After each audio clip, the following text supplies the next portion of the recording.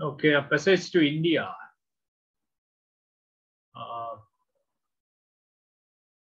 Explored some possibilities or explored some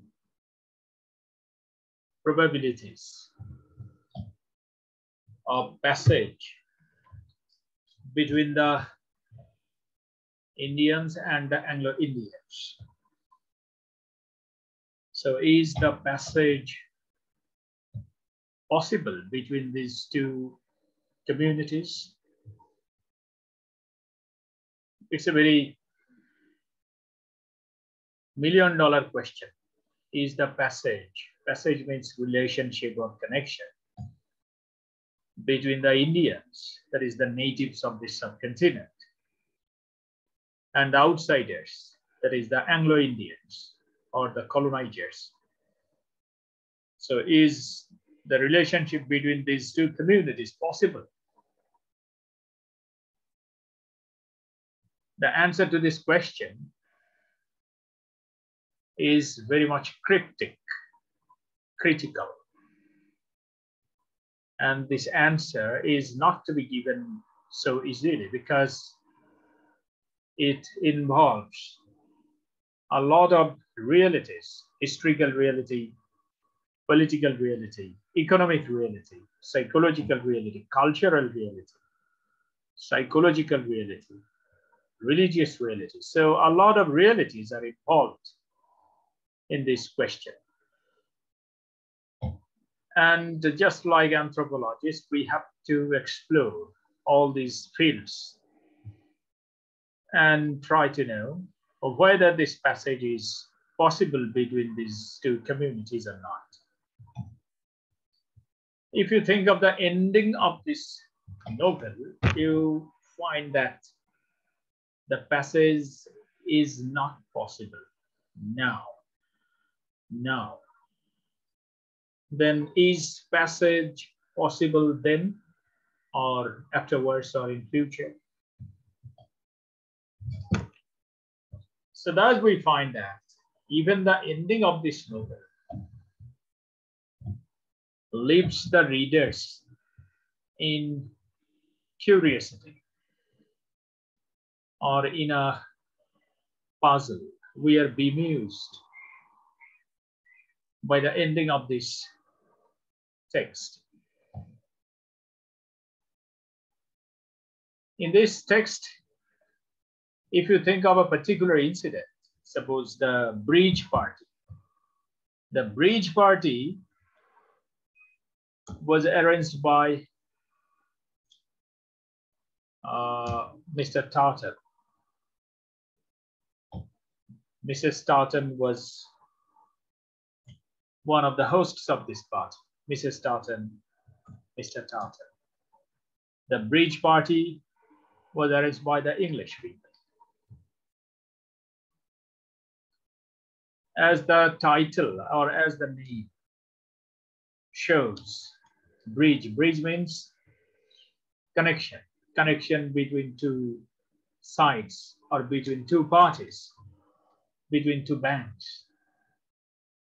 So this bridge party manifests the attempt of these two different communities coming close to each other. But the bridge party fails. In the bridge party, the local Indians were also invited. But remember, only the aristocratic Indians were invited. Ordinary Indian citizens were not invited to the bridge party.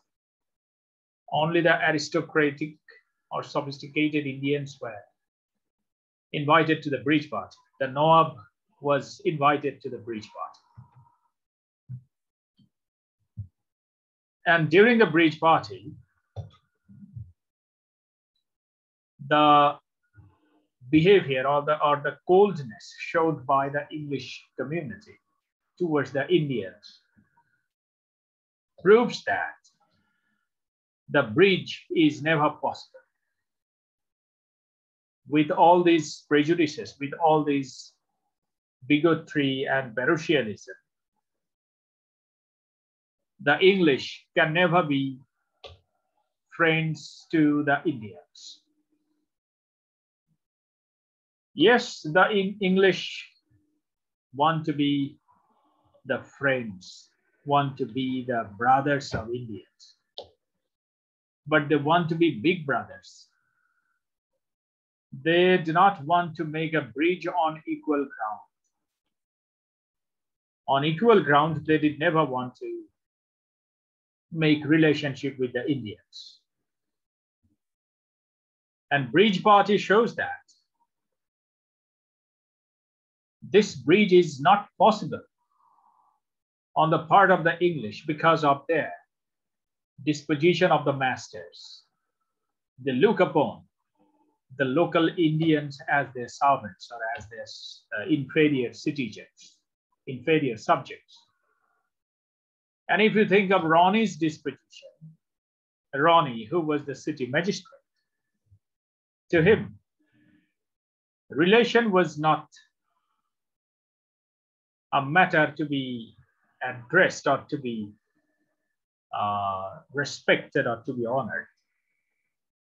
To him, relation lies in two different dispositions. One is domination on the part of the English, and the other is submission on the part of the Indians. That is, Indians are to submit or are to show their submission or loyalty to the English, and the English would always enjoy domination upon the Indians.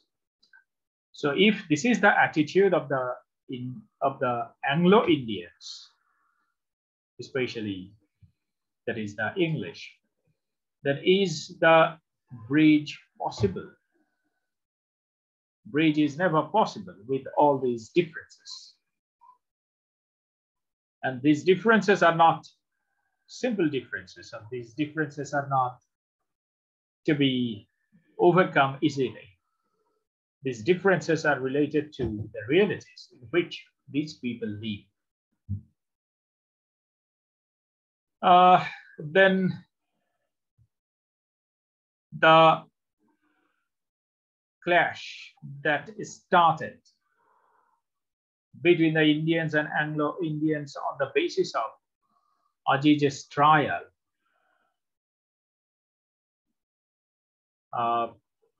is also to be explored anthropologically. Ajij, from the very beginning, showed a kind of hospitable attitude towards the English. He is very, very accommodating. Actually, Ajij's disposition towards Mrs. Moore or towards Elham question from the very beginning interprets a typical Indian mind. The Indians are very much hospitable, accommodative. They believe in synthesis. So they are very much synthetic. They believe in synthesis. They believe in connection. They believe in accommodation. They believe in living together. This is Indian mind, Indian disposition. So Ajij typically represents Indian mind. But how was he responded? Or how was he appreciated by the English? Ajij arranged a picnic party in Marabar Caves. And he was always busy to fight back the negative perception of the English about the Indians. Suppose the English people think that the Indians are not punctual. The Indians are not well disciplined. The Indians are not well educated, well mannered. Ajij, in every attempt, tried his best to fight back these perceptions about the Indians. He arranged a picnic party and he went to the station on the previous night He went to the station on the previous night so that he might not make late next morning. So why did he do that? Why did he sleep in the station? He slept in the station to prove that the Indians were not lazy, Indians were not late, the Indians were punctual. He wanted to prove it. Anyway, in the railway station, Ajis could not prove it successfully. It was because of Godbole. You know, Godbole was to go with Mr. Fielding. Mr. Fielding had to wait for Godbole. That is, they were to go to the station by their jeep, and from the station they would go to Marabar Caves by the train. But unfortunately, these two persons missed the train. The train started. So why? Because Godbole was late. He was worshipping his God, and Fielding had to wait for him.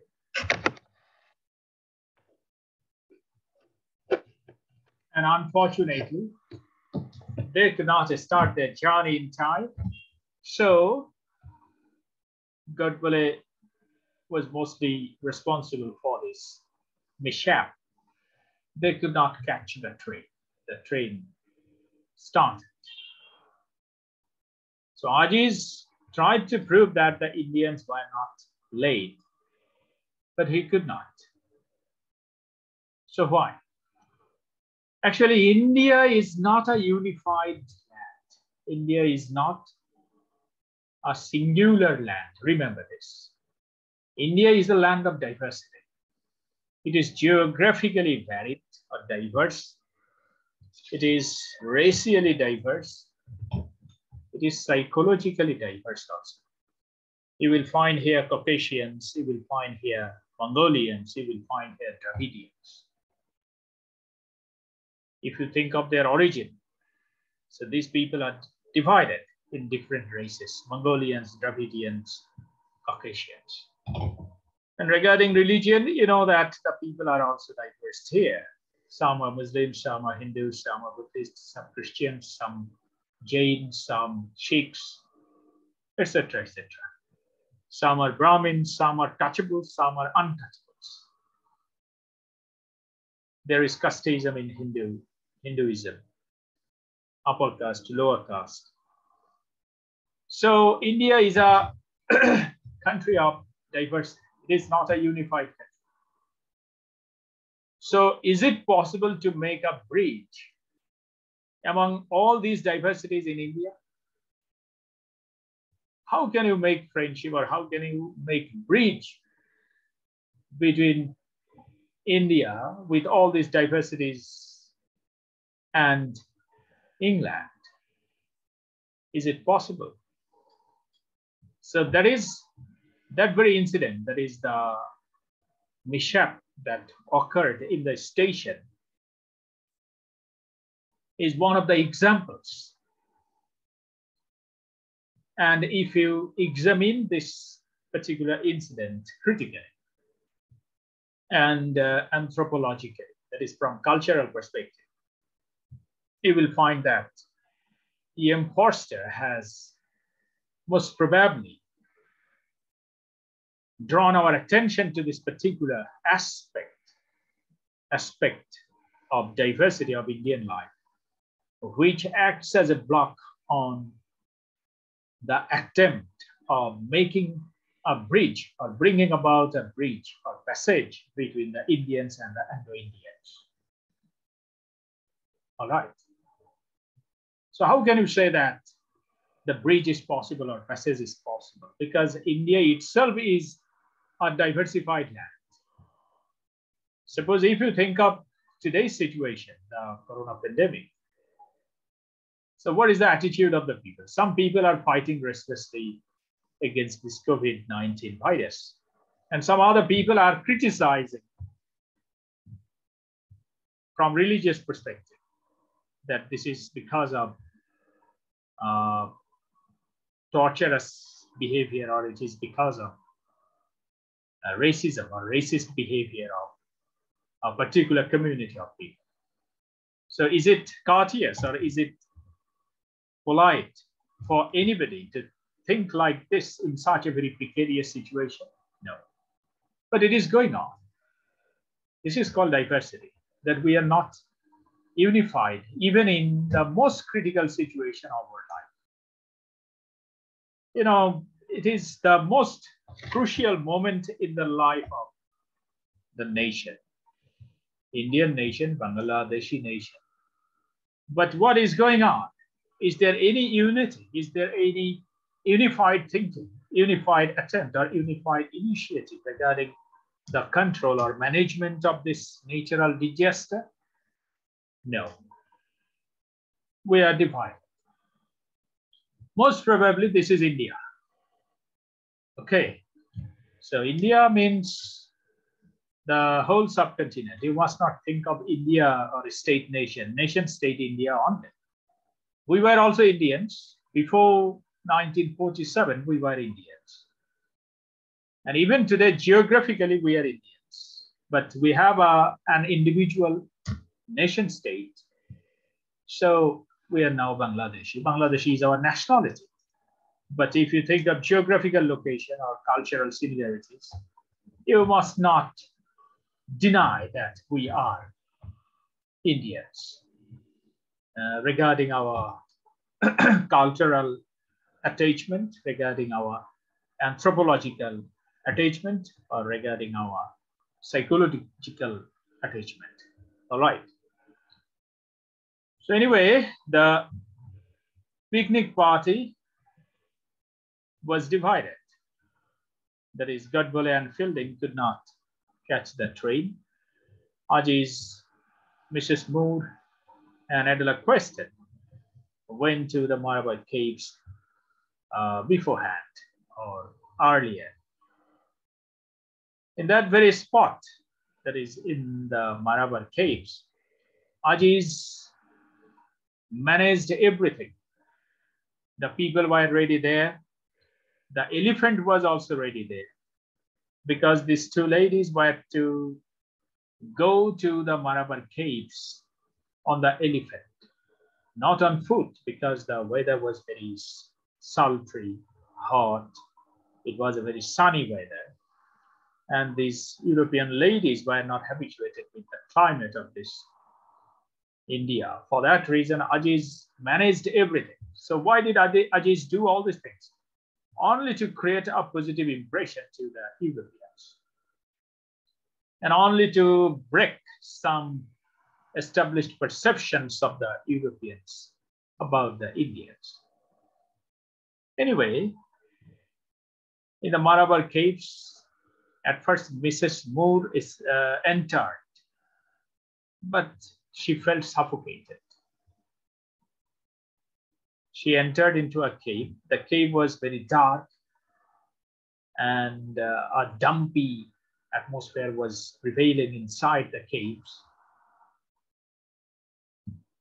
So Mrs. Moore could not move freely